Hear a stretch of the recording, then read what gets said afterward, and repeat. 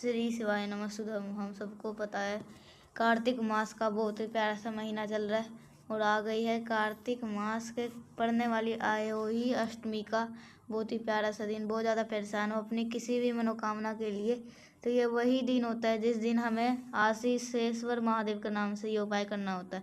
बस आपको 5 वृक्ष की 5 पत्ती लेनी है। वो कौन से पेड़ होंगे, कौन से पत्तियाँ होंगे, कैसे करना है इस उपाय को, पूरे उपाय को सभी बताऊंगा। वीडियो को पूरा देखिएगा। जब पूज्य गुरु जी की कथा में से सुन करके बहुत अच्छी तरह से आप सभी को बताऊंगा। देखो, पहले हमने यहाँ पे अलग अलग प्रकार के पेड़ को दिखा रखा हूँ, लेकिन नियम इस उपाय का थोड़ा डिफरेंट है। जितने भी पूजनीय पेड़ होते हैं, जितने भी पूजनीय पेड़ है, उन पेड़ों में से एक एक पत्ता लेना है। कितने पत्ते लेने हैं? सिर्फ 5 पत्ते लेने हैं। जैसे पूजनीय पेड़ में से कौन सा हो गया? जैसे एक ले लिए वट वृक्ष का, एक पत्ता ले लो पीपल का, ले लो, ये भी पूजनीय पेड़ है। पीपल का पत्ता हुआ, वट का पेड़ हुआ। और एक पत्ता ले लो आप आम का पत्ता, एक पत्ता आप ले सकते हो नीम का पत्ता ले सकते हो, एक पत्ता आप अशोक का ले सकते हो, एक पत्ता आप आंवले का भी ले सकते हो। इसी प्रकार से आप कोई सा भी ले सकते हो, समी पत्ते ले सकते हो, बेल पत्र ले सकते हो। जितने भी पूजनीय पेड़ है उनमें से सभी पेड़ में से एक एक पत्ता लेना है। उससे 5 से ज़्यादा नहीं लेना है। 5 वृक्ष से 5 पत्ते लेने हैं। वो 5 वृक्ष पूजनीय पेड़ होना चाहिए। जैसे गुलाब से नहीं लेना, किसी और से फूल नहीं लेना है, जो पूजनीय है उससे लेना है। आगे बढ़ते हैं। 5 पत्ते ले लिए, साथ ही साथ आपको 5 चावल के दाने भी लेने हैं, जो कि कहीं से खंडित ना हो, टूटे हुए ना हो। इस चीज़ का विशेष ध्यान रखिएगा। 5 चावल के दाने ले लिए, 5 पत्ता ले लिए, तांबे का लोटा लीजिएगा, इसके अंदर जल भरिएगा। कौन सा महीना? कार्तिक मास का स्नान दान का महीना होता है, तो आपको गंगा जल के अंदर क्या डालना है? थोड़ा सा गंगा जल। फिर आपको कलश को उठा करके सीधा पहुँचाना महादेव शिवलिंग के पास में। मन है सुबह कर सकते हो, मन है तो शाम में कर सकते हो, मन है घर पे कर लो, मन है तो बाहर कर लो आप, लेकिन आपका चेहरा उत्तर दिशा की तरफ रहना चाहिए। मेरी बात बहुत ध्यान से सुनिएगा। इस उपाय में जल पहले चढ़ाना है। जैसे ही पहुँचे, सबसे पहला काम 1 लोटा जल महादेव के शिवलिंग के ऊपर चढ़ा देना। पहला काम हो गया। और दूसरा काम क्या करना है? जो आपके पास में एक पत्ता है, मैंने यहाँ पे बनाने की कोशिश कर रहा हूँ। मान लो आपके पास एक बेलपत्र लिए, उस बेलपत्र को लेना, उसी एक बेलपत्र को एक चावल का दाना रख लेना। मान लो एक आम का पत्ता है, उस आम के पत्ते के ऊपर एक चावल का दाना रख लो। पीपल का पत्ता लिया, उस पीपल पत्ते के चावल के ऊपर इसी तरीके से जो भी 5 पत्ते हैं आपके पास में, उन सभी के ऊपर एक एक चावल का दाना रख करके महादेव के शिवलिंग के ऊपर आशीषेश्वर महादेव के नाम से, कौन से महादेव? आशीषेश्वर महादेव के नाम से आपको उस उपाय को करना है। जब आप पत्ते को चढ़ा रहे हो तो आपको अपनी मनोकामना कह करके ज़रूर कहनी है महादेव से। साथ ही साथ कौन सा नाम लोगे? आशीषेश्वर महादेव करना है ये उपाय। समझ गए मेरी बात? आप पहले उपाय की बात कर लिए, जो कि 5 वृक्ष के 5 पत्ते से करने थे। आगे बढ़ते इस वीडियो की हम दूसरे उपाय की तरफ, जो कि आपको करना होगा गुड़ के साथ में। साथ ही साथ में आपको एक पत्ता और चाहिए, इस गुड़ के साथ में और चाहिए। इसके पहले फ़ायदा समझ लेते हैं। जैसे घर का कोई ऐसा इंसान है जिसका पीछा बीमारी नहीं छोड़ पा रही है, तो आप इस उपाय को जरूर करिएगा। रोग मुक्ति का ये उपाय है। इसके लिए हमें गुड़ के टुकड़े लेने हैं। और नंबर में ले सकते हो, 5 कम से कम लेना, ज़्यादा से ज़्यादा आपकी इच्छा हो। कम से कम 5 लेने हैं। 5 ले लो, 7 ले लो, 9 ले लो, ऐसे करके छोटे छोटे। ये तो मैं बहुत बड़े दिखाई, इतने बड़े नहीं लेने, बहुत छोटे छोटे आपको टुकड़े लेने हैं। इसको ले लेने के बाद में फिर आपको सबसे ज़रूरत चीज़ होती है किसी भी अष्टमी तिथि पर कार्तिक मास में, वो होती है एक समी का पत्ता ज़रूर लेना है। समी का पत्ता ले लिए। अब आपको इस उपाय को समझने की कोशिश करिएगा। वही काम फिर से करना। जल लीजिएगा, जल के अंदर गंगा जल डालिएगा और सीधा पहुँच जाना फिर महादेव के शिवलिंग के पास में। यहाँ पे थोड़ा सा हम पहले उपाय में जल चढ़ाए थे। सबसे पहले क्या चढ़ाएंगे? इसमें भी जल चढ़ाएंगे सबसे पहले। इसमें नियम क्या चेंज होता है उपाय करने का? जल चढ़ाने के बाद हमें जो शिवलिंग को अच्छी तरह से पोंछ देना।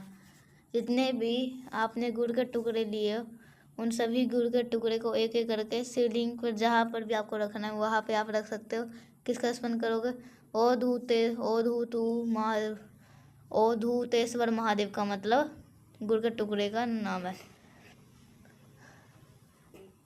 एक समी का पत्ता है, उस समी के पत्ते को जिस जगह से जल नीचे गिरने ही वाला होता है, जिससे एंड पॉइंट पर समी का पत्ता संपित करना है।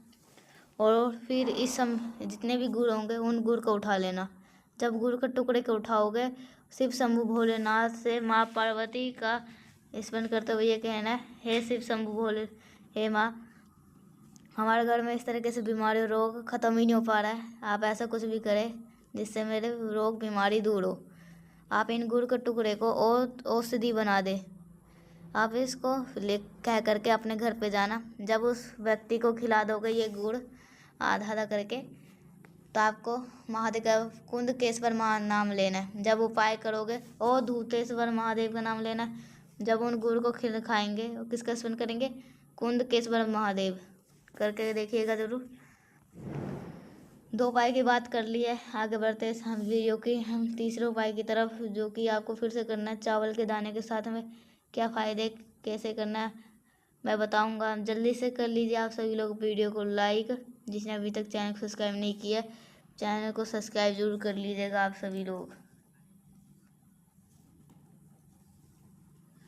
बाहर से काम से करके आते, घर के टेंशन में रहते, जैसे गुस्सा करते हैं, उसी गुस्सा को ख़त्म करने के लिए ये उपाय है।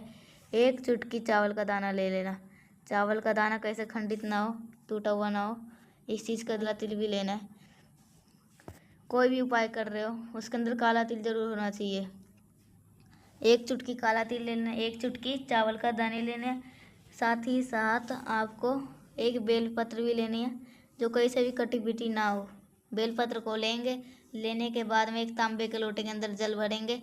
गंगा जल और गंगा जल डालने के बाद सीधा पहुँच जाएंगे महादेव की शिवलिंग के पास। बेलपत्र को पहले संपित नहीं करना है। सबसे पहले क्या करेंगे, जो आपके पास में चावल का दाना है वो महादेव के शिवलिंग के ऊपर रख करके जो तांबे के लोटे में जल दिखाया उस जल को चढ़ा देना। चढ़ा दिए। अब आपके पास में जो बेलपत्र है जिसके ऊपर आपने क्या रखा है, यही तो रखा है काला तिल। यही काले तिल को बेलपत्र के ऊपर शंभेश्वर महादेव के नाम से, नाम यहाँ पे लिख रहा हूँ, शंभेश्वर महादेव के नाम से उस व्यक्ति का नाम और गोत्र बोल करके आप उसको बेलपत्र संपित करके फिर 1 लोटा जल तांबे के लोटे से, जो भी व्यक्ति गुस्सा करता है उसका गुस्सा और उसकी हैबिट जितने भी गलत आदतें हैं वो सारे धीरे धीरे करके ख़त्म जरूर हो जाएगी। भूलिएगा नहीं, हर इंसान को ये उपाय ज़रूर करना है। 3 उपाय की बात कर ली, आगे आखिरी उपाय की बात करने जा रहे हैं, जो कि आपको करना होगा समी के पत्ते के साथ में। स्पेशल सा उपाय है, प्यारा सा उपाय है। देखो, ये चाहे तो आप गुरुवार को भी कर सकते हो, चाहो तो ये अब शुक्रवार के दिन भी कर सकते हो। समझने की कोशिश करिएगा।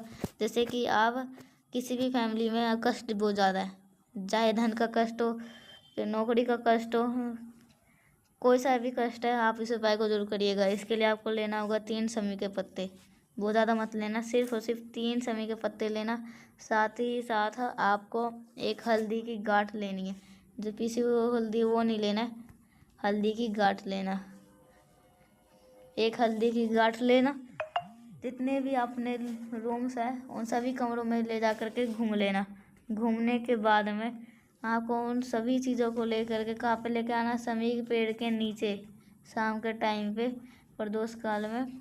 जब यहाँ पे करोगे अपना चेहरा कौन सा दिशा में रखना है, पूर्व दिशा में रखना है, मतलब ईस्ट दिशा में रखना है। और उसे जो समी का पेड़ होगा उसके जड़ में संपित करना है। किसका नाम लेकर के, यहाँ पे भी आपको अवधूतेश्वर महादेव के नाम से संपित करना है। और आपकी फैमिली में, परिवार में जहाँ कैसा भी कष्ट होगा वो सारे कष्ट खत्म जरूर हो जाएगा। तो मैंने कोशिश करी है आपको कार्तिक मास का स्पेशल उपाय समझाने की। और अगर आपको ये उपाय अच्छा लगा होगा तो लाइक करिएगा, और कुछ समझ में नहीं आया तो चैनल को जरूर सब्सक्राइब करिएगा। तो मिलते हैं नेक्स्ट उपाय के साथ, तब तक के लिए श्री शिवाय नमस्तुभ्यम। चैनल को जरूर सब्सक्राइब कर लीजिएगा।